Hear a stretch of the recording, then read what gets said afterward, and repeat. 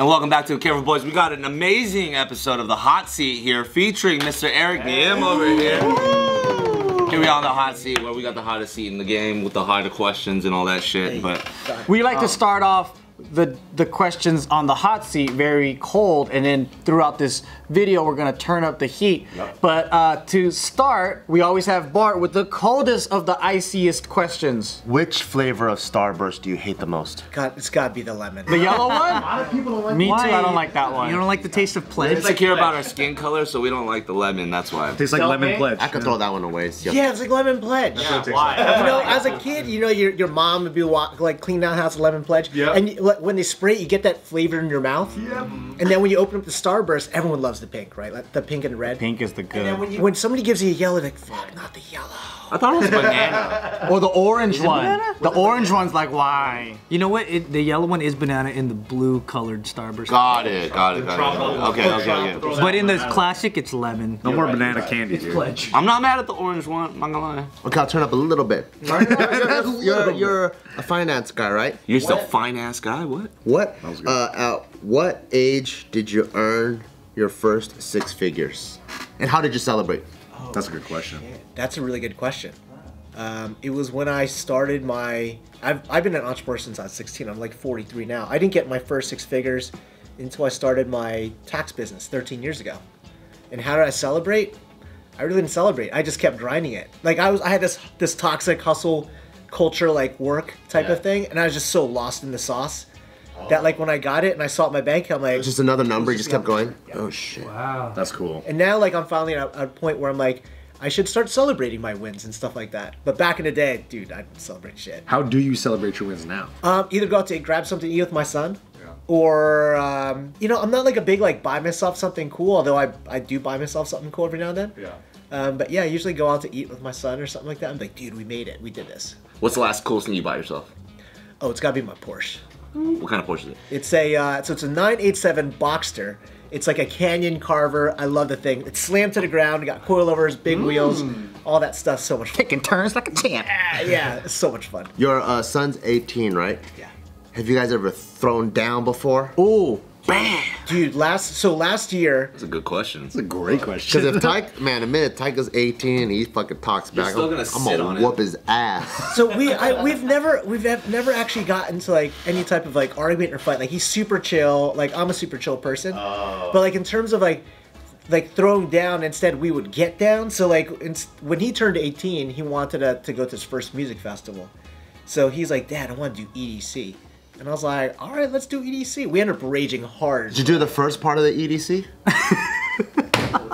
The E part. The E part of it. I was with you. I was like, what's the full experience? What's the first? I was like, what is it? There's a pre-party? I was like, there's another one? Oh, the tailgate. Did you guys do any prescriptions? No, actually, we were like totally sober, and it was a good ass time. Really? Yeah. I can't wait to drop with Taika. Would you drop E with Taika? Fuck yeah. That's tight. The minute he turns age, so probably like 14, 15. Wow. Wait, is that ecstasy? That's when I started. I want to pass it down. And I feel like the experience would be so fucking sick. Because, you know, like, you and your, like, parent and kid, you always have, like, there's a gap, right? Because you're, like, trying to parent, you know, like, as tight as you want to be, there's still that. And to be able to break down some barriers and just connect. Just don't tell social workers you're gonna let your minor drop E with you. That's why I gotta use all these. Allegedly. Allegedly. This might. Wouldn't that be a great experience? Yeah, conceptually. Situation. I used to smoke weed with my friend's mom. That was cool. And she worked at McDonald's, so every time I went to McDonald's, she would hook us up with extra cheezeburgers That is and great. stuff. Yeah, she would. And she's talked like this because she smoked a lot of cigarettes. She didn't smell good from here. With a gravel voice. You're gonna be a man today, Joe. A McMan. You boys are some good boys. I put on extra chicken nuggets for ya. I got another question for you.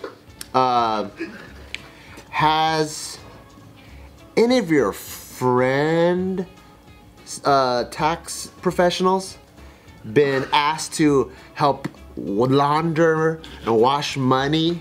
And what was the craziest like proposal your friend got? Well, my friend. Yeah. This guy gets it.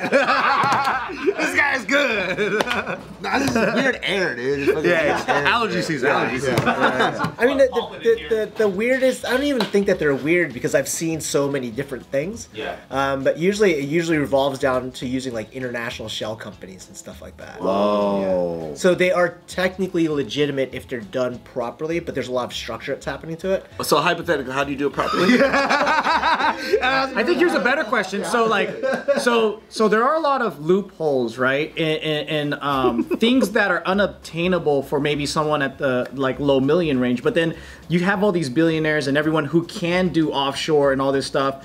At what point do you think it's actually worth it to spend money to doing that? Because basically the way they're looking at it is like, do I take the tax hit or do I spend money and create like an Irish corporation or whatever it is?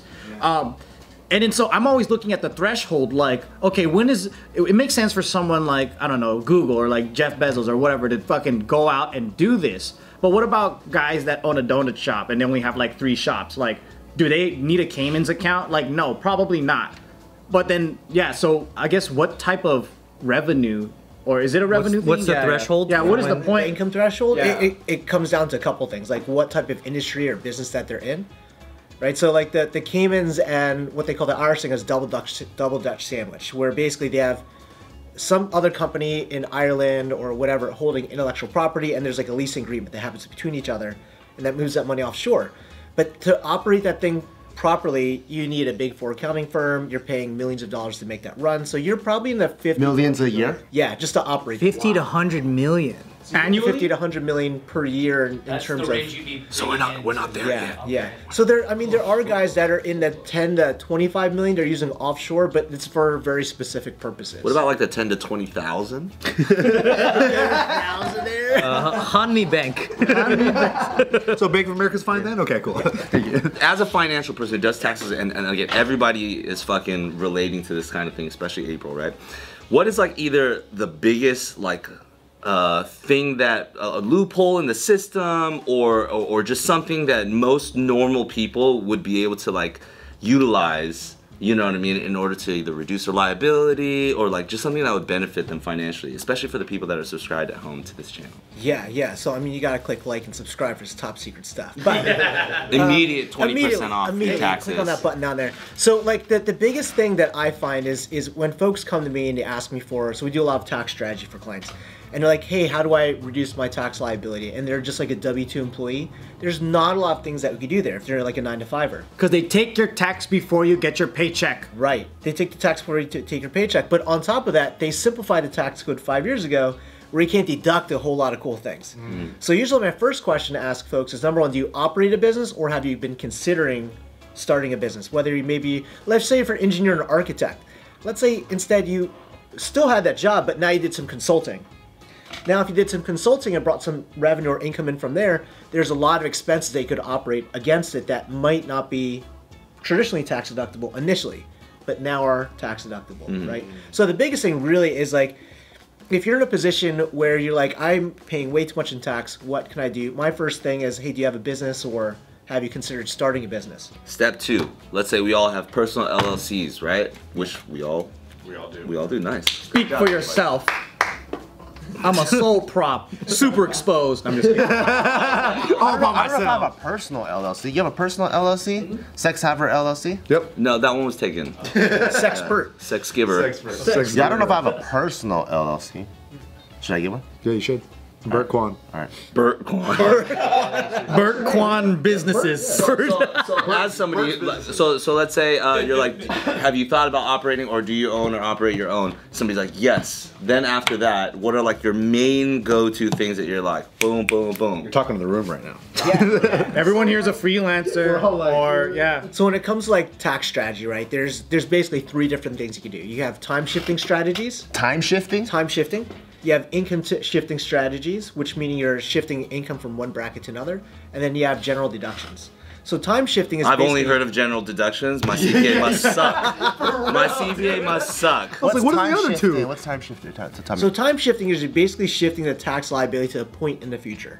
So normal tools that we would use are things like setting up an IRA or 401k. Okay. Private pension plan, even like very specifically designed life insurance policies can shift that tax liability to a different point in the future. So it's time shifting. Today's video is brought to you by Audible. Now, I've been doing these long road trips, as you know. Yeah, I do know. Vegas to LA, and sometimes Northern California if I feel like it. But one thing that I've been really getting into is audiobooks. And what I realized too is I'm more of an audio learner than a visual learner. And so I'm really into this whole like self-help stuff, right? Because every single time I have free time, I feel like aside from just being entertained, I want to like develop myself and be a bit of a nerd. So what I've been doing is going through the list on Audible and trying to hack my brain, right? How do I deal with my feelings? How do I deal with this and that? And Audible has a lot of dope stuff in different categories, from podcasts to audiobooks. There's just so much content, it's mind-blowing. But what's awesome, if you're a new member, you get the first 30-day free. A audio entertainment all-in-one app. So like Joe was saying, they got audiobooks, podcasts, comedy, music, performances. They got all kinds of stuff. So it's a really cool app. It's all encompassing. And like what he was saying is if you're a new member, you get 30 days for free to try out. So I highly recommend it. So if you want to check it out, go to audible.com/offtherecord or text off the record to 500. It's so easy. Go to audible.com/offtherecord or text off the record to 500. Income shifting is shifting your income bracket from where you are in a high bracket to a lower bracket. And you can either do it by setting up specially designed C corporations if you have that type of revenue. Even paying kids. What's that type of revenue you need to have to do a C corp? Again, it's kind of like really, that's a great question. It's really specific based on a person's situation. So a good example is I had a client, he had a business that was pushing about $15 million a year in revenue. His net profit is $1 million. And he was trying to find ways to reduce his income. His net was $1 million? It was very labor intensive. What? Yeah, after 15, that's crazy. Yeah, there's a lot of labor involved. It's a very labor intensive business that he operated.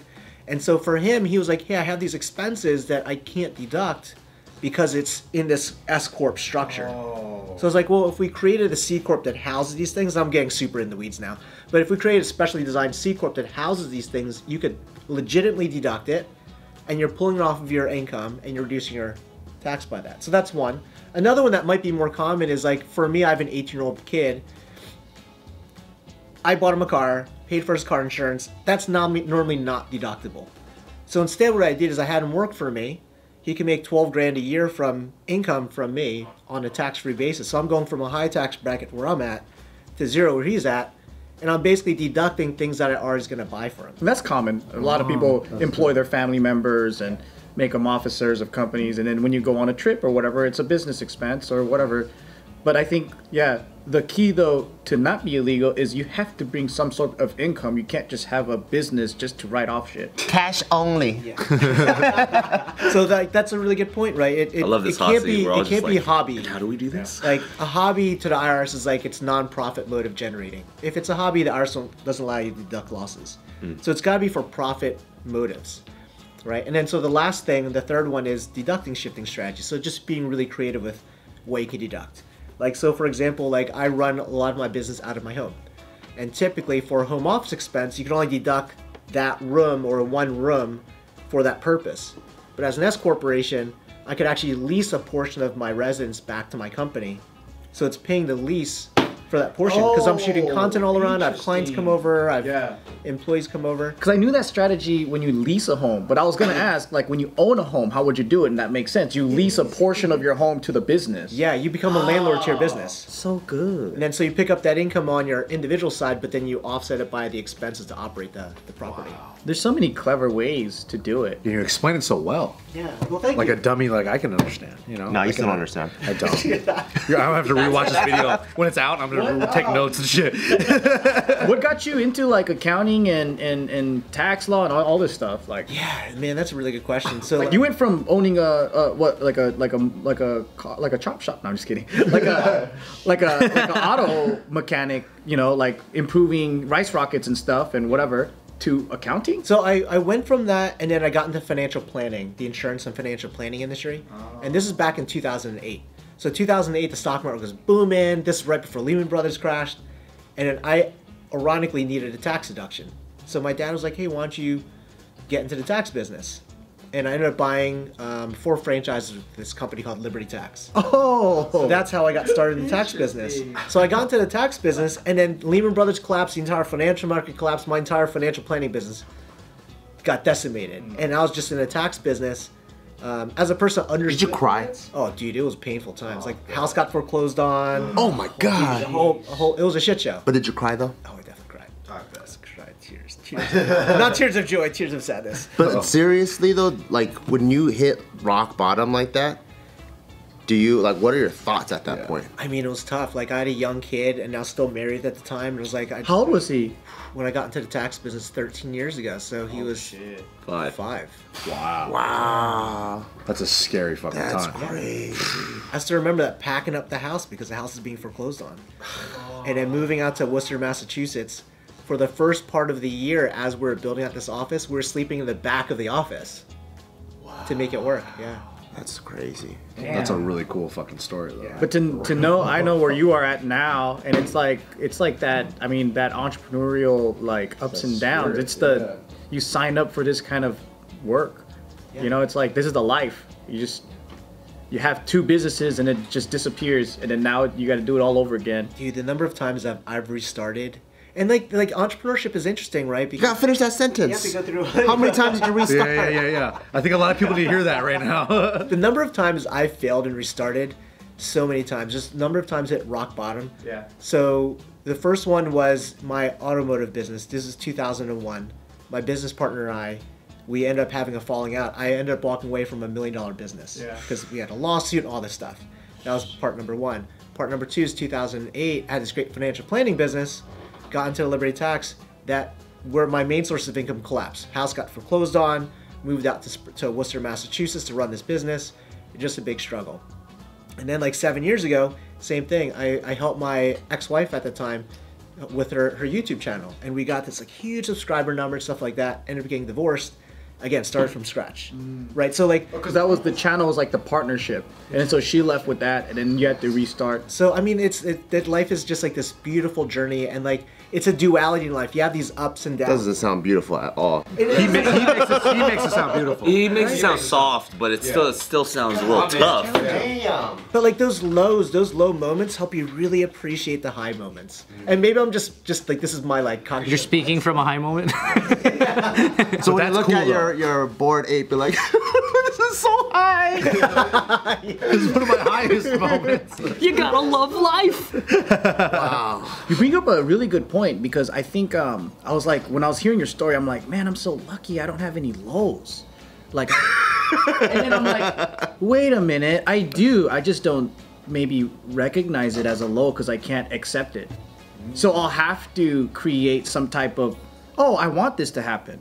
I want to be in debt for 200 grand with the government because fuck it, I'm a degen, right? So I'll create these things in my head, and I'm like, and then it gives me the courage to just pay it off, and I'm done. But then the effect that it had, it's almost like delusional, where like it's like, yeah, I wasn't in a bad place. It's like the Michael Jordan's thing, right? The Last Dance. He was like, I took that person. But I think I've hit rock bottom a couple of times, and maybe emotionally felt it, but my mind didn't recognize it. You're like there right now, aren't you? Well, I play it. All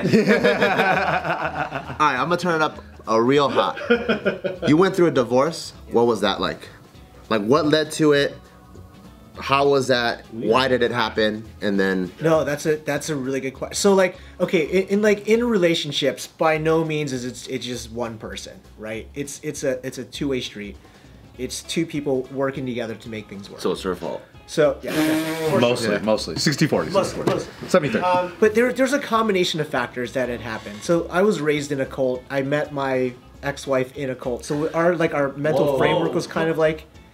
I wonder if our cult's bigger, crazier than your cult. Let's see. Let's duel it out right now. Battle of the Cold. There's so many good. You gotta finish these sentences. Hold on. He's 8th day Adventist. 8th day. God. He's even 8th day Adventist. So you're both from the same cult. Yes. Well, okay, so let's backtrack a little Is it bit. a known cult? Yes. can you say it or not? Yeah, I could say it. What is it? So it's a long name. It's called the Supreme Master Ching International Meditation Association. It's still in active force today. I still have family members in it. Supreme. Supreme Master Ching International Ching.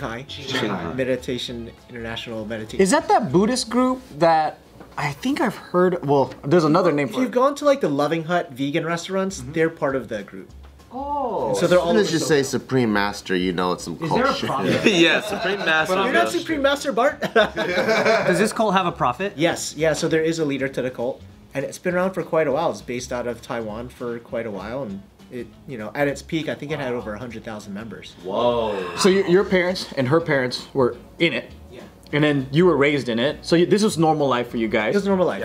Yeah, it's part of that. So like internally, like the mental framework was very different. And then when you come back to the outside world, you're like, oh shit, this is what life is supposed to be. So that's how we met, and like kind of like our relationship always had some struggle because of that. And then for me, What caused like, the struggle if you guys like kind of had common ground in that area? I think the biggest thing is just like, you know, that's a great question. There's a combination of things. Like cults are really unique, and there's this framework of what defines to be a cult. So one of the main frameworks is, does that cult or that group influence who you're supposed to hang out with and how you make decisions and judgments in life? Yeah. Yeah. So in part of that group, like if we were to hang out with more people from the outside or have our friends, like we would get karma, and it would be harder for us to become enlightened.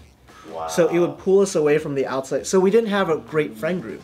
And the challenge of like relationships and marriages, and this doesn't have to be in a cult too, is sometimes we rely on our partners to be our best friend, our lover, the mother of our kid, like all these things. That's a lot of pressure that we put on that person. That's true. And so we rely on having great friends that we could maybe shoot the shit with, or maybe talk about things that maybe we want to have a sounding board before we talk to our wife. I didn't have that. Yeah. So like, a lot of cult and heavy religious stuff, it's like you can't even say your real things because then they'll judge you, or like it's not real friends and stuff. At least that's how I felt like. there's like this subconscious, and it's not like the group said it, but there's always a subconscious internal judgment of yourself. And us as Asian Americans, we typically become like much more harsh in our inner language than what we say to other people. So like that was me. Like I had a lot of inner judgment. Damn. Because I was always concerned of like, shit, if I do this, I'm not going to get enlightened. If I do this, I'm not going to get liberated in this one lifetime. You know? If and like part of it too is like if you had sex or like you made love to your partner, you would actually lose you'd have to work harder to become enlightened, because now you're more in the physical body as opposed to focused on your meditation and enlightenment. I'm working so hard out here. That's crazy, man. Yeah, so there was a really lot there. And then as we got out of the cult, the challenge I had is I always lost myself in work. My escapism was from work. And so in a relationship, I would be physically present but not mentally present, because my mind would always be in work. And then you combine that the YouTube and social media world, where you're always being analyzed nonstop all the time. Like everything was about shooting content. Like family vacations wouldn't be family vacations; we'd be shooting content. And so the challenge that I had is I was not great at creating boundaries. That was my fault, right? And I wasn't great at communicating, and all these different things, right? And you know, obviously she had her challenges. We all. What was a she good at? Yeah, talk about that. Enough about you, man. I mean, I don't want to. I'm not the kind of person that says anything bad about anybody else. Put her on but, blast. You know, The fuck, dude? that was definitely like for me a big challenge. Do you, for culture, do you acknowledge it's a cult while you're in it, or do you only recognize it's a cult after you're out of it? Dude, man. So like when you're in a cult, like you've been indoctrinated and you have this belief that you're doing everything right. Like we believe we're saving the world and everything. But it's like an abusive relationship. Your homies on the outside like, yo, that relationship's toxic. You're like, nah, man. I know. I mean, I got the black eyes and shit like that, but it's good. Everything's good. And it's even worse because you were born into it. I think that Man, that's is hard. way Roots are harder, yeah. ingrained. I was born into it, but I was 12 when I got into the group. But that's still very much like... But if it's Such a reinforced by formidable your time of your parents- life, right? Yeah. If it's reinforced by your parents, you have relatives, your whole community, everyone you know, your wife, like there's a terminology for it where it's like a something bias, right? Where if your life depends on something, people don't want to leave it. So like pastors, a lot of the times, you know, they won't even consider that maybe Christianity or something might not be the thing to believe, you know, and then because they have a salary from the church, they have the whole community in the church, so for them they can't even Question it. exactly. So a lot of the times if you belong to an institution that also is your livelihood, a lot of people it's extremely difficult because there's nothing you can say to even bend that reality. And then you have this veiled threat, and it's not a communicated threat, but a veiled threat of like, if you leave this group, you lose your entire friend group, right? Your entire community. And that was part of it. Not unintentionally, they subconsciously isolate you from the outside world, and then they're like, this is where all your homies are at. So if you realize that it's no longer a right thing to do, and you leave, you're back in the world with nobody, right? So like for me, like my identity was shattered. Like when I decided to leave the group, and that's another freaking crazy story. How old were you when you decided to leave the group? It was pretty recent. It was, I think I was like 31. That's pretty fucking crazy. Yeah. I've been waiting to leave JK. It's only been like a year. Pre-master part. Friends in the car scene were also in that cult? No. So like the car scene, I was in the cult during the car scene. Well, I mean, I was in the car scene when I was still in the cult. But you never mixed them? Never mixed them. Yeah, never mixed them. Like that was for me like where I actually was in touch with like real people. The car scene, like the car scene for me is like, it's like not like an escape, but not necessarily just an escape, but that was my community. I love the car. Race Wars? Yeah. Thank you for sharing. This 20 minutes is not enough, man. It's not enough. We had 7 minutes. We haven't even got to the divorce story, what he's learned. We just got so stuck with the cult shit.